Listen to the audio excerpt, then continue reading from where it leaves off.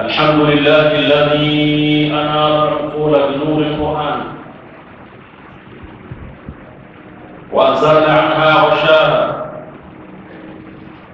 والصلاة والسلام الأتمان الأكملان على خير البرية وأزكاها سيدنا محمد صلى الله عليه وسلم الذي جاءنا بقرآن كالشمس في ضحاها وبسنة كالقمر إذا تلاها، فمن سار على هديه واهتدى بهداه سار في النور النهار إذا جلاها، ومن أعرض عن هديه وتمادى في غيه تاه في ظلام الليل إذا يغشاها. أما بعد، عباد الله، تدبروا ما قال ربكم. أعوذ بالله من الشيطان الرجيم. سبحان الذي أسرى بعبده ليلا من المسجد الحرام إلى المسجد الأقصى الذي باركنا حوله لنريه من آياتنا إنه هو السميع البصير.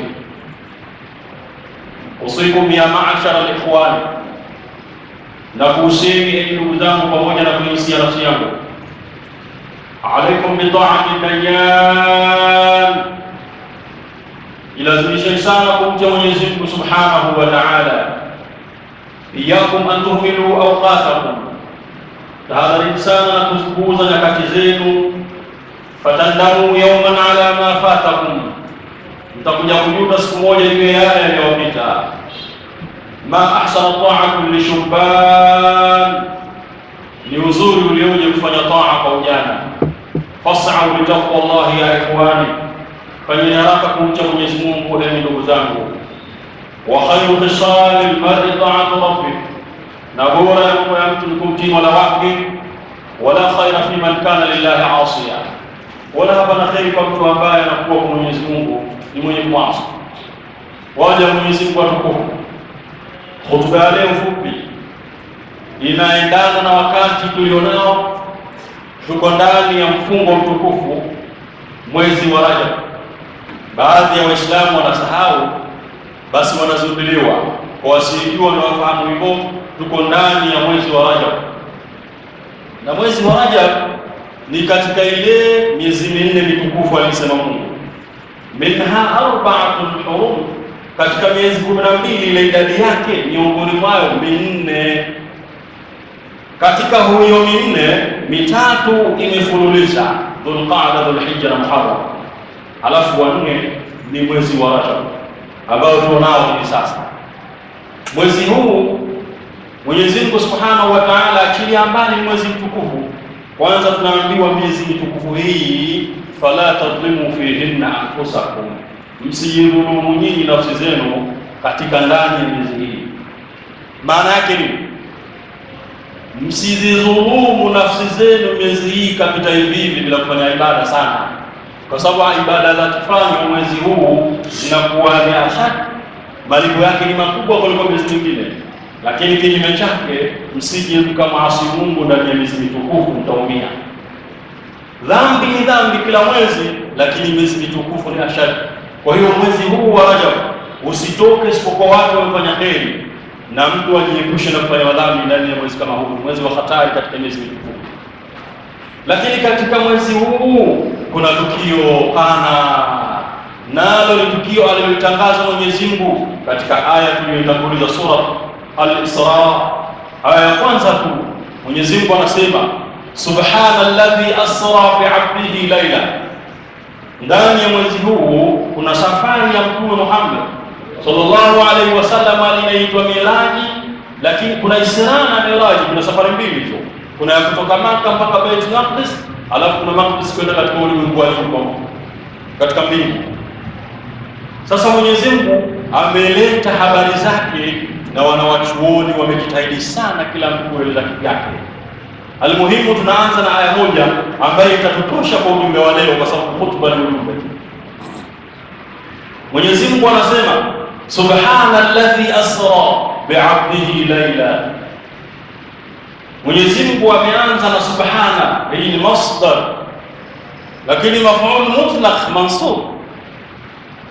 Hii imepata nasri kwa kuondoshwa bifi'lihi mahdhuf taqdiruhu kusabbih subhana, bimaana tanzihan. Mwenyezi Mungu amejitakasa. Kwanza kaanza na kujitakasa na kila sifa pungufu, kwa sababu kinachokuja mbele huko, kama imani ya Mungu, unaweza kaacha ibada, unaweza kaacha imani. Maanake habari zenyewe za mtume kupelekwa sehemu ya mbali, wanaenda watu miezi miwili, alafu eti kaenda katika muda mmoja, siku moja, tena sio siku nzima, kipande cha usiku. Sasa kuna watu wakiliza ongofu watachukulia Mungu hana uwezo huo, basi kaanza kabisa kujitakasa, msiwe na shaka. Subhana, anayoleta habari hizi jamani, kaepukana na kila sifa pungufu. Subhana alladhi asra bi'abdihi layla, ametakasika Mwenyezi Mungu yule ambaye amempeleka mja wake katika usiku. Tena lailan, sio usiku mzima. Lailan ni kipande cha usiku tu. Ni kipi? Ili upate ni usiku kiugawa sehemu tatu. Je, sehemu ya kwanza usiku, katikati au mwisho? Lakini imekuja laila ni kipande gani? Utapataje? Utarudi nyuma. Asra bi'abdihi, fi'lu ni asra, kuna asra alafu kuna sara, zote ni miendo ya usiku. Sasa ni ipi sasa ya mwanzo katika hii kipande cha usiku? Ni upi?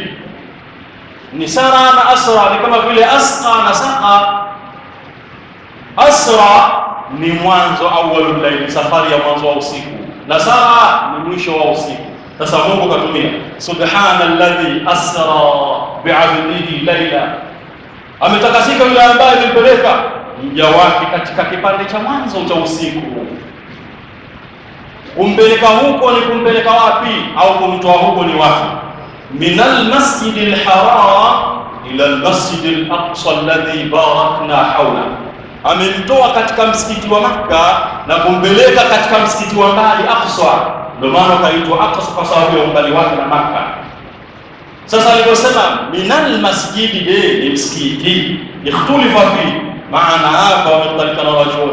Je, mtume alikuwa msikitini? Wanawachuoni wengine wapita wasema kwamba mtume sallallahu alaihi wasallam, kwanza haram au masjidi inazingatiwa ni haramu ya Makka. Tukisema haramu ya Makka, kuna ile mipaka ya Makka, sio msikitini tu. Mpaka unaenda mbali kidogo inahesabika ni msikiti. Kwa hiyo mtume alikuwa, inasemekana, katika nyumba ya mtoto wa Abu Talib ambaye dada yake, na alielezea katika baadhi ya vitabu kwamba mtume alilala hapa usiku, alikuwako na ndiye alichukuliwa hapa.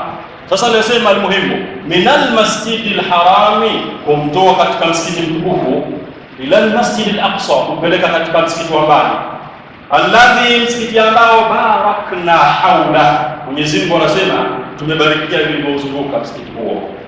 Katika ule msikiti wamezikwa mitume kama wote wa Israeli, pale kuna baraka kubwa pale.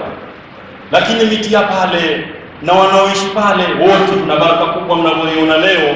Watu mabomu yanalia mchana kutwa pale, sehemu imebarikiwa ile, na wala haijaisha ubaraka wake, iko bado. Na tunaambiwa misikiti mitatu yafaa kufungiwa safari, moja yao ni msikiti al-Aqsa, msikiti ulio mbali, alladhi barakna haula.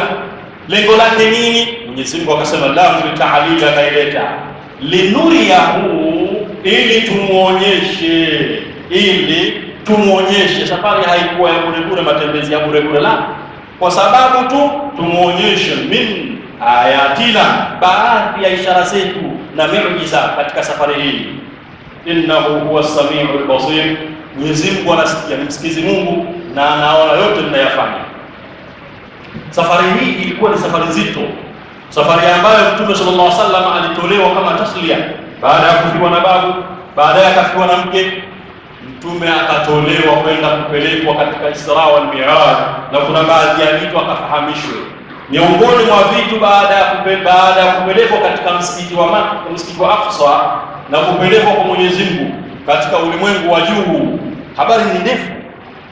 Lakini katika baadhi ya vitu alivyoviona Mtume sallallahu alaihi wasallam, linuriyahu, anasema alipita katika sehemu watu ambao tunapunguza swala, anasema alipita katika sehemu, thumma atala qaumin, Mtume alipita kwa watu akaona ajabu, tudhakurusun, vichwa vyao vinapondwa kama nazi, vinapasuka. Lakini ajabu yake, kullama udhikhat adat kama kanat, kila kikivunjika na kupondwa kinarudi upya kama hakijapigwa kianze tena. Mtume akamuuliza Sayyidina Jibril alayhi salam, Sayyidina Jibril, hii hali mara nzito, man haulai ya Jibril, kina nani hawa ewe Jibril mwalimu wangu? Jibril akamwambia Mtume Muhammad, wala usina shaka, haulai min ummati, hawa ni baadhi ya ummati wako bwana. Kwa nini wako hapa? Kwa sababu wako tatadhaqalu rusuhum an as-salah al-maktuba, hawa ni watu ambao walikuwa ni wazito kuziendea swala za faradhi za Mwenyezi Mungu. La ilaha illa Allah. Hawajataji wasioswali, hawa ni wazito kuziendea swala. Hawa ni watu ambao wanapuuza lam tasma'u qawla Allah ta'ala fawailul lilmusallin alladhina hum an salatihim sahun. Mwenyezi Mungu amesema ole wao wale ambao wanaswali katika swala zao wanapuuzia. Ole wao wale ambao wanapuuzia katika swala, imama wanaswali nje ya wakati, wengine swala inakimiwa, wapo wanapiga story mpaka swala inaisha, wengine mpaka muda wa swala unatoka hawajaswali.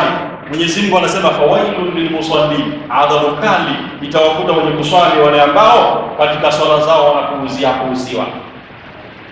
Miongoni mwa maneno maarufu ya Sayyidina Anas ibn Malik anasema, innakum la ta'maluna a'mala, hakika nyinyi mnafanya majambo, nyinyi katika umati huu mnayafanya mambo mnayaona ni madogo, yana thamani. Anasema kunna na'uduha fi ahdi an-nabiy min al-mubiqat, tulikiona sisi mambo haya katika zama za Mtume Muhammad ni katika madhambi yenye kuangamiza. Mithlu salati al-jamaa, mfano swala ya jamaa. Anasema kanu la yatakhalafu minna ahad, alikuwa hakuna yote anayeacha kuswali jamaa hata mmoja. Huko aliko kuna msikiti, huko aliko kuna jamaa, hatoacha swala illa munafikin au maridhin ma'dhur, isipokuwa mtu munafiki au mtu mwenye maradhi asiweza kwenda kuswali jamaa. Jamaa tu inaonekana ni katika dhambi kubwa. Leo jamaa ni kitu gani kwa watu Waislamu wa leo? Jamaa ni kitu gani leo? Hawana thamani. Leo tunaswali, tunakaa hapa majumbani mwetu, wake zetu hawaswali, watoto wetu baadhi hawaswali, halafu sisi tunajinasibu tunaswali swala tano. La ilaha illa Allah Muhammadur Rasulullah. Haujasikia kauli ya Mungu? Tumeliambiwa wa'mur ahlaka bis-salah. Mtume Muhammad, waamrishe watu, waamrishe familia yako, mkeo, mwanao aliyokuwa chini yako, muamrishe katika swala. Tena wastabir alaiha, na ufanye subira katika swala. Bila subira huwezi kuja kuswali. Bila subira huwezi kuswali jamaa, utakuwa ugomize kila siku. Bila subira huwezi kuswali swala al-fajr. Bila subira wewe huwezi kuswali swala kwa vituo, utaswali ulikuwe tu. Utaswali mradi uondoke. Kwa nini tunaswali familia zetu waswali? Na hali ya kuwa Mtume alionyesha watu wanapigwa. Nini maana ya swala? Maana ni kwamba asiyeswali huyu atakwenda kuadhibiwa na Mungu. Na katika sura Maryam, baada ya kuzungumzwa neema za mitume, walikuja baada yake akisema fa khalafa min ba'dihim adaa as-salat, walikuja watu baada ya watu wema wakao wanapotezea swala, hawazidi umuhimu tena, watabau shahawati, kama ilivyokuwa leo wanafuata matamanio ya nafsi bana. Sasa Mungu alisema fasawfa yalqauna ghayya, hao watakutana na ghayya. Ghayya ni katika moto, ni katika mto, katika moto wa jahannam, ndio watakutana watu wenye kuchelewa swala na wale ambao hawataki kuswali ndani ya jamaa. La ilaha illa Allah. Haya ni katika baadhi ya mtume alionyeshwa. Jinginelo la mwisho kabla ya kumalizia, Mtume sallallahu alaihi wasallam ni mengi, aliona ghafla akakuta kuna watu, akapita kuna watu ala adbari raq'atu, lakini wa fi adbarihim raqa, nyuma yao kuna viraka vidogo vya kuziba sehemu ya mbele ya utupu. Yeye mwenyewe yuko uchi, lakini kaziba mbele kwenye sehemu ya mbele na nyuma. Lakini wakitembea tembea yao ni kama vile tembea ngamia na mbuzi, wanatembea wanakula majani, na wanakula mijani migumu azakungu, ile ashadu, ile migumu na mitatu migumu michungu, wanakula hawatu pamoja na mawe ya moto ya roho.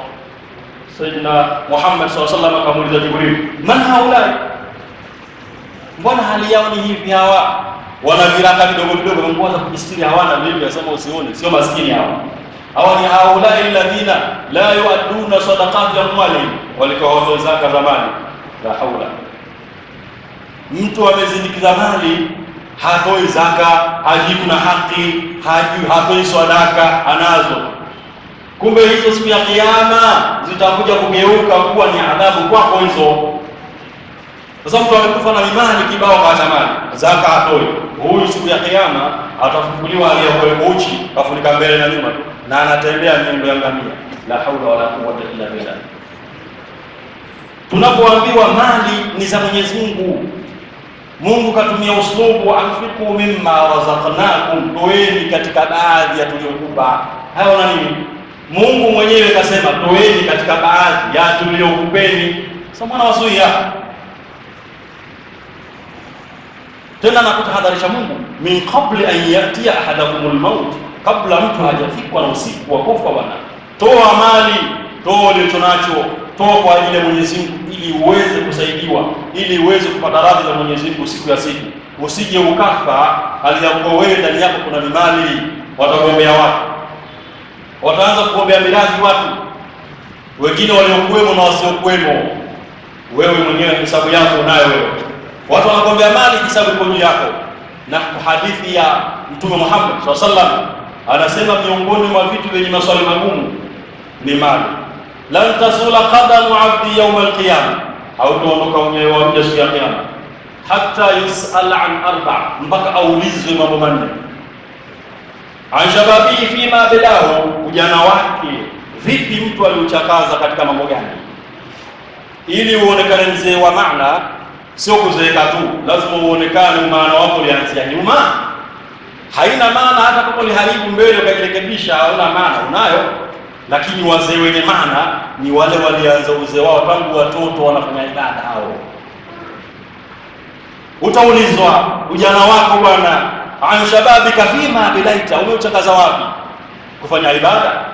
Kuna watu umri wao wanatafuta ilmu, wanatafuta radhi za Mwenyezi Mungu. Kuna watu wanatafuta riziki za halali, kuna watu wanatafuta kadha, lakini wengine katika umri zao wanataka sifa, hawafanyi ibada, wakijidanganya eti wana afya. Una afya? Swali la pili utaulizwa an umrihi, umri wako mwanzo mwisho, fima afna, ulimalizia wapi? Innamal a'malu bil khawatim, bwana, umemalizia kwenye nini umri wako?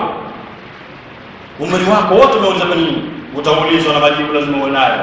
Lakini swali gumu kabla ya gumu, ani ilmi, hii elimu yako, utaulizwa madha amila bihi, umefanyia nini elimu yako? Au umeleta ubinafsi na vitu wenzako wafundishe na wagombea.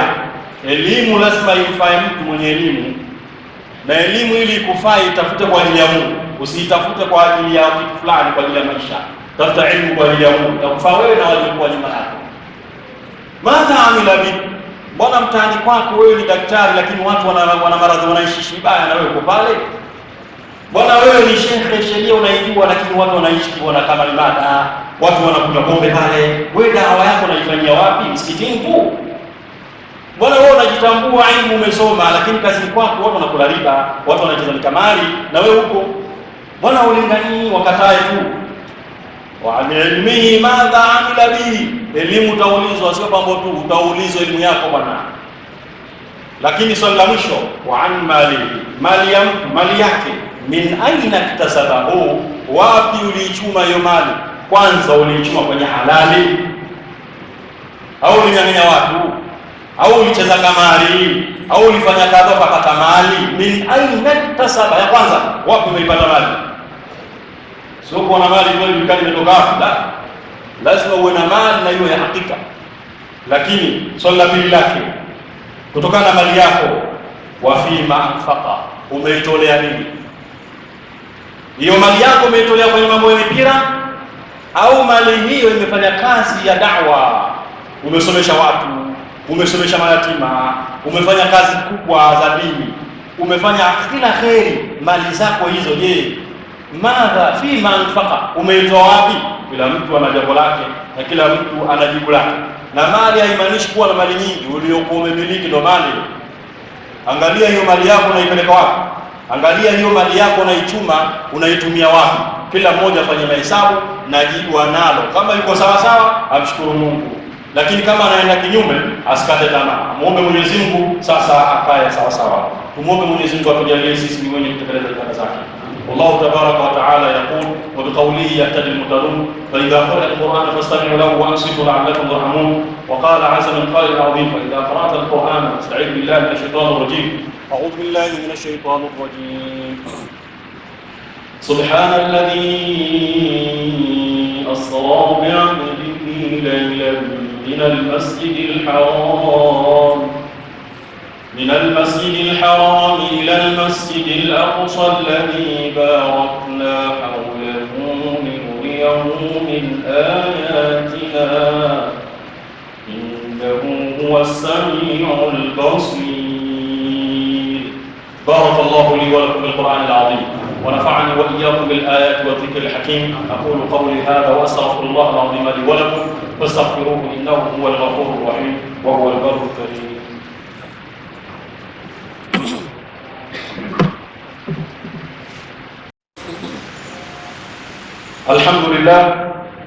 الحمد لله حمدا كثيرا كما أمر. أشهد أن لا إله إلا الله وحده لا شريك له إرغاما لمن جحد به وكفر. وأشهد أن سيدنا وعظيمنا ومولانا محمد صلى الله عليه وسلم وعلى آله وأصحابه من بعده أما بعد. عباد الله، اتقوا الله من سماع اللغو وفضول الخبر وانتهوا عما نهاكم عنه وزجر. قال الله تعالى مخبرا وآمرا إن الله وملائكته يصلون على النبي يا أيها الذين آمنوا صلوا عليه وسلموا تسليما. اللهم صل على سيدنا محمد وعلى آل محمد كما صليت على إبراهيم وعلى آل إبراهيم وبارك على محمد وعلى آل محمد كما باركت على إبراهيم وعلى آل إبراهيم في العالمين إنك حميد مجيد. اللهم صل على النبي الرحمة وشفيع الأمة عدد ما أحاط به علمك وأحصاه كتابك وضمه وعلى آله وصحبه ومن نصره في كل مهمة خصوصا منهم ذي الأسر العريق أمير المؤمنين سيدنا أبي بكر الصديق وعلى الزاهد الأواب الناطق بصواب أمير المؤمنين سيدنا عمر بن الخطاب وعلى جامع القرآن من استحيا منهم ملائكة الرحمن أمير المؤمنين سيدنا عثمان بن عفان وعلى أسد الله الغالب أمير المؤمنين سيدنا علي بن أبي طالب. اللهم ارض جميع صحابة الكرام أجمعين. اللهم أرنا الحق حقا وارزقنا اتباعه وأرنا الباطل باطلا وارزقنا اجتنابه. اللهم آمنا في أوطاننا يا رب العالمين. اللهم آمنا في أوطاننا يا أرحم الراحمين. اللهم ربنا اغفر لنا ذنوبنا وكفر عنا سيئاتنا وتوفنا مع الأبرار والحمد لله رب العالمين. عباد الله، إن الله يأمر بالعدل والإحسان وإيتاء ذي القربى وينهى عن الفحشاء والمنكر والبغي يعظكم لعلكم تذكرون. فاذكروا الله العظيم يذكركم واشكروه على نعمه يزدكم ولذكر الله أكبر والله يعلم ما تصنعون. وأقم الصلاة